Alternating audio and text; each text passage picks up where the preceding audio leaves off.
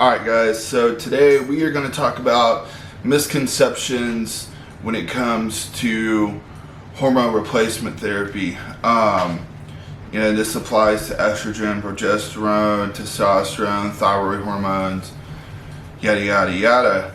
Because I get a lot of people and they find out that they have, inadequate hormones, like their thyroid doesn't make enough T4, which is not converting to enough T3.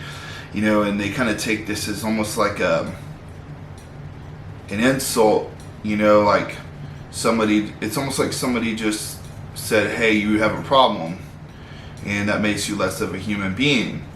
I mean, the truth is, tons of people don't produce enough hormones. Our food supply just isn't really that great.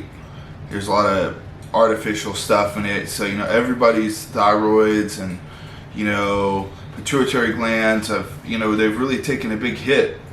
So before I even dive into any of this, just don't feel like you are alone in this situation, because you're not. And don't feel like this makes you less of a human being, because it doesn't. It's just simply that your pituitary doesn't tell your thyroid to produce enough T4, or your thyroid just doesn't respond well to your TSH from your pituitary gland, and the same thing applies to your reproductive system and the hormones it produces.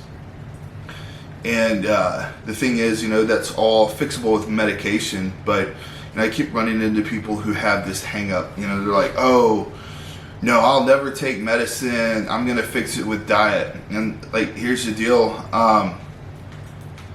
you can't.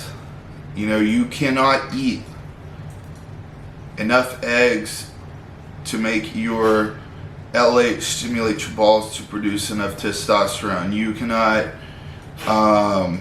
eat enough carbs and protein to tell your thyroid to produce more T4, because if you have a pituitary gland problem, that is not going to be affected by food. Okay, you're only prolonging the inevitable, which is that you have to add in hormones, artificial hormones like T4 and T3 in the form of Synthroid or whatever. And the thing you have to understand is this is not really medicine. You have to think about it as like you would think about supplementing for food. Let's say you don't get in enough vitamin E. Well, what do? You take a vitamin E supplement. Nobody thinks about that.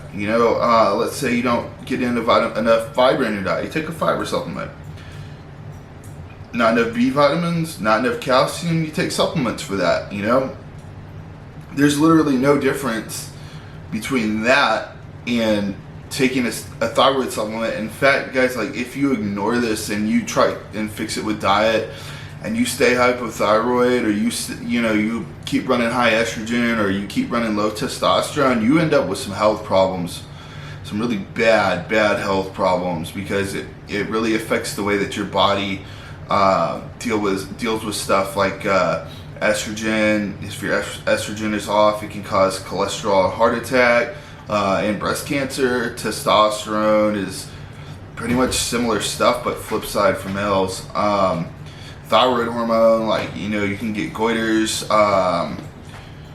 you got Hashimoto's disease, you get weird digestive stuff, you got a lot of mood swings involved in that, not to mention the ridiculous fat gain you can get from having a thyroid that's not functioning right. So, before you go and freak out about your quote unquote problem, just remember it's normal.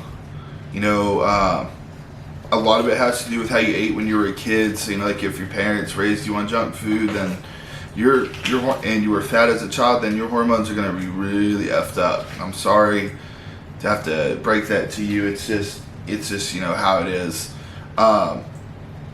So if you want to have a better quality of life, and you want to have a better mood and a better mindset, and you want fat loss that doesn't kill you to do, then you're just going to have to bite the bullet and replace your hormones externally with thyroid meds, testosterone, or estrogen.